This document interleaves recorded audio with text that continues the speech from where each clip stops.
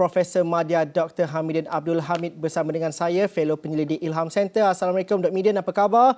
Dr. Midin, banyak perkara yang dibincangkan dah pun sehingga ke saat ini. Namun begitu, soalan saya ialah, mungkin kita menghitung berapa angka seorang Perdana Menteri ke-9 bakal dapat. Tetapi sejauh mana pun nombor yang ada, adakah ianya menjamin kestabilan? Jika tidak, apa kestabilan yang perlu dilakukan oleh seorang Perdana Menteri ke-9 nanti? Terima kasih Zul. Saya kira sekiranya kita mendapat jawapan siapakah yang mempunyai jumlah majoriti yang banyak dan mendapat kepercayaan Duli Yang Maha Malaysia daripada Baginda Tuanku untuk menjadi Perdana Menteri, saya kira perkara pertama yang harus beliau lakukan ialah mendapatkan mandat daripada rakyat.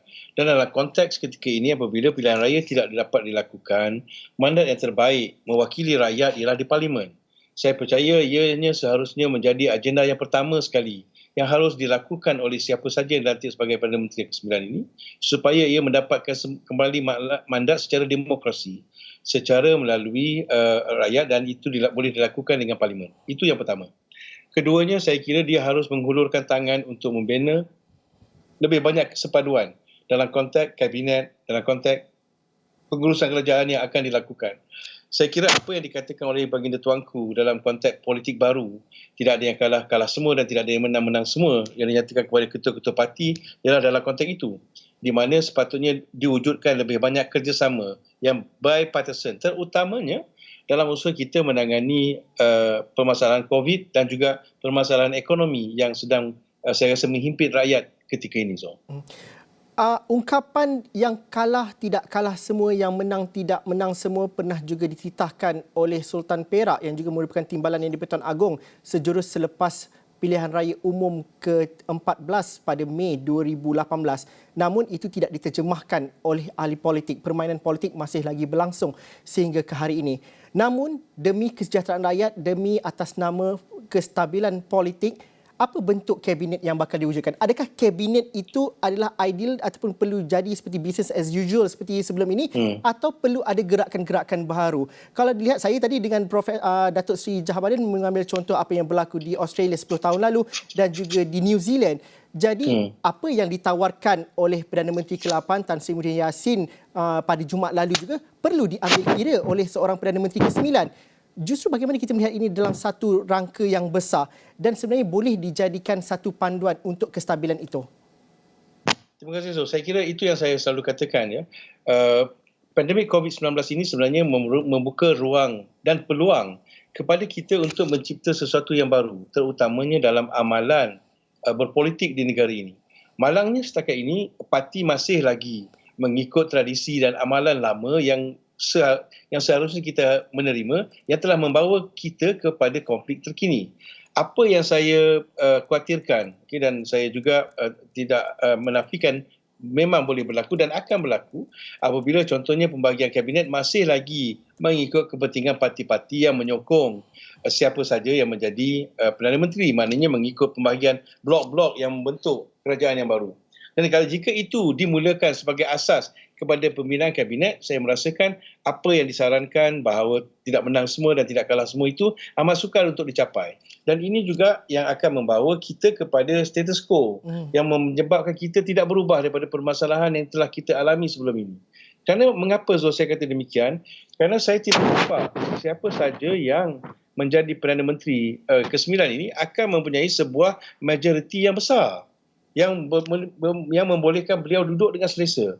Jadi saya kira majoritinya masih kecil, dan sekiranya formula yang dibentangkan oleh Tan Sri Muhyiddin Yassin itu gagal diterima oleh parti-parti pembangkang, contohnya ketika beliau berdepan dengan masalah, mungkin pada saya timingnya dan konteksnya tidak kena, tetapi jika tawaran itu dibuka semula oleh seorang Perdana Menteri baru, saya kira ia merupakan satu olive branch yang sangat penting untuk diterima pakai oleh semua parti politik untuk membawa kita ke arah baru, untuk kita membawa amalan politik baru menjelang pilihan raya ke-15.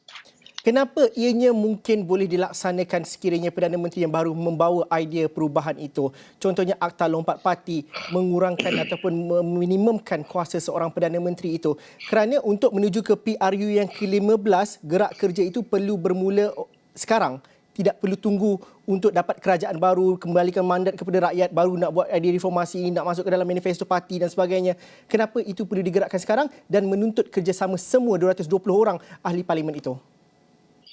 Zul, saya rasa mengapa ia mesti digerakkan sekarang, kerana dalam konteks suasana dan ketika yang kita hadapi ketika ini. Saya kira apa yang COVID-19, pandemik ini membuka ruang kepada kita ialah supaya kita membina sesuatu yang baru. Kita berdepan dengan, kita mengatakan, unprecedented problem. Takkan kita, apabila kita berdepan dengan masalah yang luar biasa, kita hendak mengamalkan amalan biasa untuk menyelesaikannya. Maknanya kita harus menggunakan amalan yang luar biasa. Jadi amalan yang luar biasa dalam konteks politik di Malaysia ialah politik kerjasama. Ya, sebelum ini kerjasama berlaku di antara parti, ya, tetapi dalam konteks yang memerintah tidak berlaku. Kita mengatakan di antara konteks kerjasama di antara parti yang memerintah dan juga parti pembangkang. Ini saya kira amat-amat penting, terutamanya dalam konteks penyampaian dasar dan juga pembinaan dasar. Bukan sahaja kita bercakap tentang bagaimana mereka harus didekati apabila kita menyampaikan sebuah dasar kerajaan, tetapi juga bagaimana kerajaan membina dasar. Seharusnya pendapat pembangkang semua itu dibawa masuk ke dalam pihak kerajaan. Jadi saya kira pandemik ini membuka ruang kepada itu. Bukan sahaja membuka ruang untuk mendapatkan peranan yang dimainkan oleh ahli politik, tetapi yang lebih penting, golongan profesional, teknokrat, kepakaran yang kita ada seharusnya digemling oleh kerajaan untuk mendapatkan yang terbaik. Memastikan kita keluar dengan jayanya, dengan baiknya, berdepan dengan COVID-19 dan ekonomi kita pulih seperti sedia kala. Mengapa saya mengatakan kita memerlukan satu yang luar biasa, Zul? Kerana sebagai seorang pelajar sejarah, saya mendapati apa yang dialami oleh rakyat ketika ini dari sudut politiknya, dari sudut ekonominya, dari sudut sosialnya, tidak pernah lagi dihadapi oleh masyarakat sebelumnya. Jadi itu yang seharusnya menjedarkan, membuka mata ahli politik bahawa mereka seharusnya bergerak secara yang berbeza ketika ini. Tapi Dr. Midan memetik mengenai sejarah, benar kita tidak pernah mengalami situasi seperti sekarang ini. Tapi bukankah negara ini dibina dengan mengambil kira tolak ansur, bertimbang rasa, bermesyuarah, tidak ada yang menang dan juga dominan dalam satu perkara? Bukankah itu dilakukan ketika proses kemerdekaan? Bukankah itu dilakukan ketika selepas proses 13 Mei? Kenapa tidak boleh dijelmakan sekarang, Doktor? Permasalahan yang kita hadapi ketika ini, Zul, ialah apabila ada pihak yang masih lagi, saya kira, bermimpi di siang hari, yang merasakan bahawa mereka menjadi tunjang dan mereka boleh menguasai negara dengan kelebihan satu parti. Sedangkan realitinya tidak demikian. Jadi Fata Morgana ini yang memberikan gambaran palsu kepada mereka ini telah membuatkan mereka membuat keputusan yang sangat tidak tepat. Yang kesannya memberi kesan kepada amalan politik ini, memberi kesan kepada masyarakat sekeliling. Sekiranya seperti yang Zul katakan tadi, kita menerima realiti bahawa the only way forward untuk kita, satunya sahaja jalan ke depan untuk kita ialah bekerjasama. Baik dari segi parti politik ataupun dari segi umumkan kaum contohnya. Jadi bermaksud, tidak mungkin sebuah parti yang mendominasi dan mewakili sebuah kaum boleh menjadi pentadbir sedangkan kita pelbagai sifatnya dalam negara ini.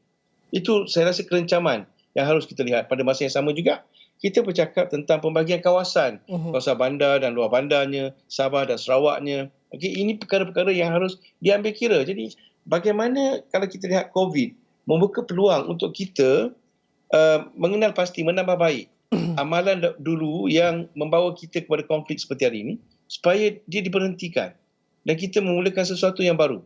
Okay, tidak bermakna perjuangan parti itu tidak relevan, tetapi saya kira dia hanya mempunyai hala tuju yang berbeza. Mengapa? Kerana desakan dan keadaan ketika ini sangat-sangat berbeza, Zul. Realitinya tidak memungkinkan mereka bergerak sebagai sebuah parti politik seperti mereka bergerak 30 tahun ataupun 40 tahun yang lalu. Dr. Hamidin menyebut mengenai Fata Morgana dan juga mimpi di siang hari, tetapi kalau secara realitinya juga lantai ataupun kuasa dalam parti-parti politik juga sudah mendata. Maksudnya semua orang berada di peringkat yang sama pada ketika ini. Kalau mengambil kira UMNO, tidak ada yang bergelar menteri kabinet pada ketika ini. Tidak ada yang lebih daripada mereka yang berada dalam majlis kerja tertinggi, yang mana kita tahu daripada proses ROS-nya, mereka juga adalah sebagai caretaker. Dalam aspek ini bagaimana kita nak melihat? Kadang-kadang kita merasakan bahawa ada pembaharuan itu terlampau sukar diambil demi perjuangan parti. Tapi hakikatnya juga situasi ini perlu kita fahami juga, Dr. Midin. Kerana akhirnya nak PRU ke-15 nanti, nak berunding juga nanti. Ya, betul. Tak, Zul, kalau kita lihat ya, itu yang saya kadang-kadang bila kita lihat ni, kita melihat orang politik ni dia hidup di alam mana? Dia realiti mana dia sedang hidup ni sebenarnya? Kita akan tertanya-tanya persoalan itu. Mengapa jika mereka merasakan bahawa mereka itu sangat dominan dan mereka mahu mengekalkan dominasi itu, sedangkan mereka tahu walaupun mereka sebulat suara, katakanlah kita mengambil kes UMNO, sebulat suara Barisan Nasional memperakukan Ismail Sabri sebagai Perdana Menteri.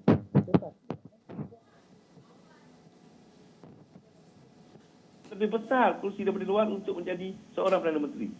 Dalam konteks inilah bermakna bargaining power mereka tidak sekuat yang seperti yang mereka jangkakan. Inilah realiti yang harus mereka terima.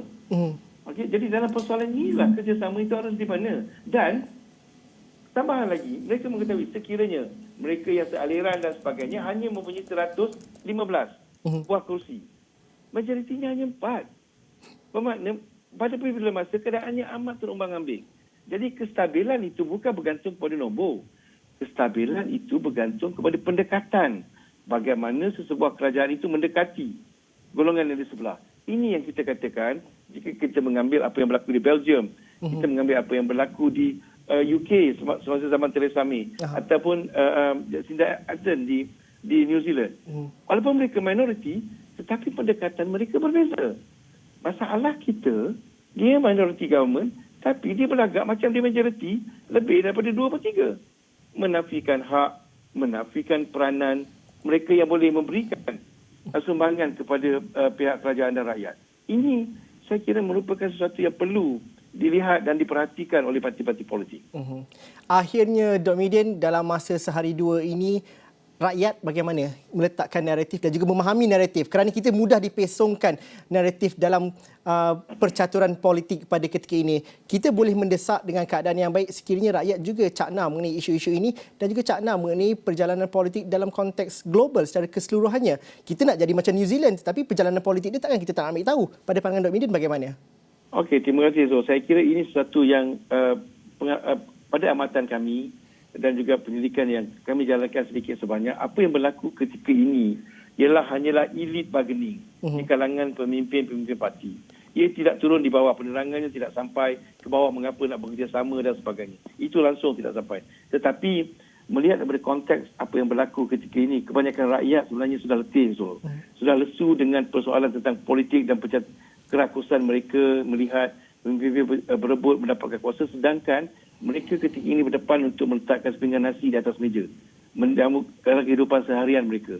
Jadi kita melihat seolah-olah berlakunya satu yang jurang yang amat besar di antara perhatian rakyat. Bukan rakyat tidak mengambil kira, tetapi rakyat lebih kepada memikirkan apakah yang mereka hadapi ketika ini. Saya kira itu yang lebih mendominasi kepada rakyat dan seharusnya pemimpin politik menyedari itu. Jadi turunkan lensa elit itu dan duduklah di kalangan rakyat. Fahami, barulah saya kira pemahaman mengapa kepentingan untuk bekerjasama itu menjadi lebih penting. Cukup-cukuplah bermimpi, fahamilah juga kemahuan rakyat. Dr. Midin, terima kasih kerana bersama dengan kami. Kita sama-sama praktikan dan juga saksikan bagaimana perjalanan politik dalam negara ini dari masa ke masa.